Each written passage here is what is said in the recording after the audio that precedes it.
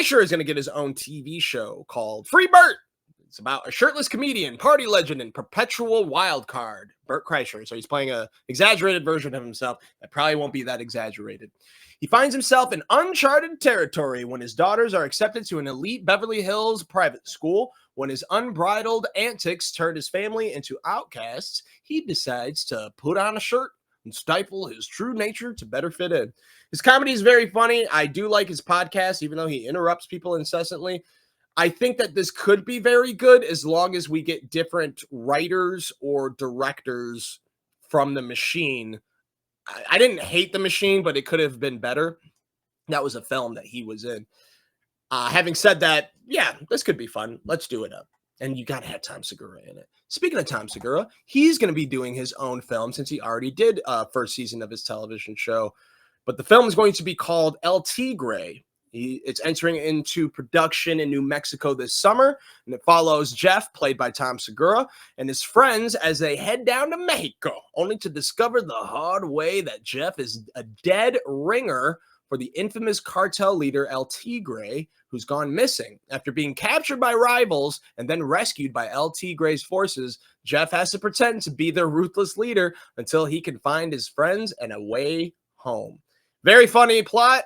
I think Tom Segura can nail it. We saw some of his acting skills in Bad Thoughts. I think he's better as playing a outrageous character than he does as a straight man, to be honest. But I think he can do very well with it. So I'm pretty excited about that. You can watch the first season of Bad Thoughts on Netflix right now with season 2 on the way. Other comedian entering cinema news, along with rapper 50 Cent. I almost said Jay-Z, but that's not Jay-Z. In fact, I'm pretty sure they hate each other. 50 Cent is going to be playing Balrog. I'm sorry if I'm mispronouncing these names. I'm not a Street Fighter guy. I'm just not. All right. And I gesture with my hands so much, you're probably wondering why. It's because I only got this little circle, and I think it'd just be weird if I'd be static like this all the time. So that's why I do this, and that's why I do that. That's why I'm so theatrical. Also, I'm a theater kid, but still. Robot. Street Fighter cast 50 Cent as Balrog and Andrew Schultz as Dan Hibiki. Unofficially, they did cast them in the Street Fighter film, but they haven't said, like, officially, Schultz is playing this and 50 is playing this. You can watch I haven't watched any of the Street Fighter films because, again, I didn't really play the video games, but there are 3 of them. The first one is with Jean-Claude Van Damme, which you can watch on Tubi right now. I hear it's deliciously terrible, so I'm kind of interested. And the second one is an animated film, Street Fighter 2, which you can watch on Pluto and Amazon Prime. It's actually rated pretty high online, so I'm kind of interested in that too. I just wish I knew more of the Street Fighter culture. But there's also one final live-action adaptation that they did called Street Fighter: The Legend of Chun-Li, which you can rent. I vaguely remember that coming out and bombing at the box office. It starred Kristen Kruk, the Lana Lang from Smallville. Maybe it's good. It's not rated very well, though. Anyways. Oh, some director news. All right. Long time ago, I bet 2 of my best friends at the time anyway, Blaze Simpson and Joseph Hardy, that I was going to finish The Stand one day. And I have not finished that book because it's thick, baby. Also, it's like the uncut version. It's my grandpa's favorite book, he said at the time. And I really wanted to finish it. And it's good, but it's so fucking... I'm used to Stephen King now after reading all the Dark Tower series, and I haven't picked up The Stand yet, but I'm a really slow reader. It's a thick book, and they've made this a TV movie before, but they've definitely made a TV miniseries before. Both weren't rated that well, but they're going to take another crack at one motion picture, which I hope that they do more because this book is thick, baby. Thick with a THICC. But with Doug Liman behind the camera. But with Doug Liman behind the camera to direct The Stand, a theatrical adaptation of Stephen King's New York Times bestseller for Paramount Pictures, maybe it will be great. But if you don't know his work, you should check out his first film, Go. Excellent film. 3 different perspectives of one day, starring Sarah Polley, Taye Diggs, and Timothy Oliphant. Really, really dope film. You can watch that. It's called Go. You can watch that on Pluto. Very well made. There's also Mr. and Mrs. Smith, which you can rent right now. The movie. The TV show I recommend watching on Amazon Prime with Donald Glover and Maya Erskine. But the movie you should watch first by renting. He also directed Edge of Tomorrow, which is my favorite of his with Tom Cruise. Excellent Groundhog's Day film that you can watch on Hulu. And he directed The First Born Identity. And now he's set to direct The Stand. Hopefully that will be dope. Will I finish the book before then? Challenge accepted. Also, we got Paul Dano that's going to be working behind the scenes on his new film. So you remember this movie, Everything Everywhere All at Once? Well, it was written and directed by the Daniels brothers, who did they're not brothers. They're just called the Daniels. I mean, I don't think they're brothers. They don't look like brothers. But they did also, prior to this, a movie called Swiss Army Man, which starred Paul Dano and Daniel Radcliffe. I don't know if anyone's seen that.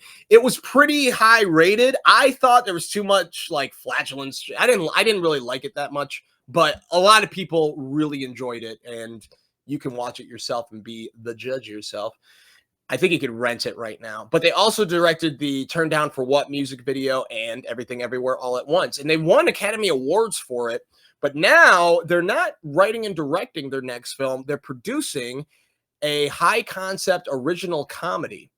And there's not much else known about it except Paul Dano is going to be writing and directing. So I'm pretty interested. He has only directed one other thing before. It was with Jake Gyllenhaal and Carey Mulligan called Wildlife. It was like a dramatic romance. I was very interested, but I never seen it, and it was pretty high rated. You can watch it on AMC Plus. But acting wise, he's one of the greats because he was in films like in There Will Be Blood. He was also on The Batman, which you can watch on HBO Max. Little Miss Sunshine is probably what he's most known for. I mean, these days it's probably The Batman, but you can watch that. And The Girl Next Door, great comedy, which had a nerdy co-star, which you can watch on Hulu. But one of my favorite things that he's done that not enough people see, and I bring it up to you every once in a while, is the miniseries Escape at Dannemora, which you can watch on Netflix and Paramount Plus. One of the best miniseries ever. Before people really respected Ben Stiller as a director, like they do right now with Severance, he did Escape at Dannemora. And it's a drama, and it's fucking amazing. Watch it on Netflix. It's about a prison break, a true story prison break with Paul Dano and Benicio del Toro. Excellent, excellent miniseries. Are we giving up on Pixar? Well, Pixar thinks that we've been giving up on them, and it's our fault. Interesting take. Elio misfire could hasten demise of original animation, Wall Street analyst says, but, quote, don't blame film execs, blame the audience. We expect movie studios to react to this clear trend by greenlighting fewer original IP animated films. Don't blame film execs, blame audiences. The issue, of course, is that without new properties, a studio cannot grow its IP portfolio. This could be particularly problematic for Disney, which depends on its animated film, parks, consumer products, flywheel to help drive overall company growth. So I get what they're saying, that they're trying really hard to make original IP, and I think films should try to make original IP. And the fact of the matter is true that audiences tend to go to movie theaters more often if it's a sequel, a reboot, or something that we're already familiar with, because we fear the unknown, which is very, very silly, but it's true. With the internet and like TikTok and all these small video things and us being so directed to our phones, we don't really care for seeing anything in theaters unless it looks big and magical and superhero-esque. But even that, we're losing money on. But you can make good original films again, and I believe that they've made not as great original films. I don't think it's our fault. Granted, no matter how good the movie would have looked and how great the trailer would have been, I do think that people wouldn't be happy with the numbers that they made for the film. But I argue that no one saw this movie because the trailer was fucking awful. Pixar films used to be directed at the entire family, meaning yeah, it's an animated film that is for the family, and more kids are going to fall in love with it than adults. But adults fell in love with that too. The adults now grew up on Pixar films, and we used to be excited for Pixar in our 20s. Now that we're in our 30s, these films don't look that great anymore. And I'm not saying, hey, make sure adults are involved too, but don't baby the children. You guys are babying the children so much with this trailer. If you don't believe me, watch the official trailer to Elio. I think it's a great storyline, and I was excited when I read the synopsis before the film came out with a trailer. And then I watched the trailer because I was like, oh, well, maybe this will be like fun and they won't reveal too much. And they show what happens in the film from beginning to end, which had decent jokes, but it was cut together strangely. And there was music in the background that made it seem like a TV movie. If I'm wrong, let me know. But if I'm right, tell me I'm onto something. I thought the trailer was the reason no one went to go see this movie. And it has nothing to do with original IP. Granted, if this movie was a remake of something, of course your numbers would have been better. But you would still not get the numbers you want because this trailer sucked. That's your marketing department's fault, not us. Just saying. So I take that personally because I used to love Pixar. So fuck you, executive that says it's our fault. Continue making original IP. Market it better. Market it like you did with Cars 3, where it looked like a serious film. And you're like, yo, this looks intense. I don't hate the Cars movies. I'm just not a big fan of them. But I almost went out and saw Cars 3. Do what you did with Lightyear, where it looks like an adult film that kids are like, wow, this looks cool, even though it looks really intense. This movie doesn't have to look intense, but just don't spoon feed the audience. Pixar is not for toddlers, and that's what the trailer seemed to try to do. Pixar should be for everyone. Get everyone to go see this movie, and then your numbers will grow. I spent a lot more time on that story than I thought I would, so I just have strong feelings about. I took a lot of anger when he said blame the audiences. Anyways. Now, if there's something to be angry about, it's women in fucking film. It's fucking women. I hate Kim Kardashian. She can't act, even though she's been in several Ryan Murphy projects. I've never watched her in... I don't watch Ryan Murphy shit, but she's eyed to star in the Bratz movie, which is coming to you from Amazon Studios, MGA Entertainment, and Picture Start Producing. I didn't need to read that. I've never played with dolls or Bratz dolls, but this makes sense to make a Bratz movie. And when I first read this headline, my thought was what most people are saying, like, oh, Kim Kardashian starring in a movie. This seems kind of perfect, no? She has a history of acting. I'm not saying that she is a good actress, and I'm not saying she's bad because I've honestly haven't watched her act.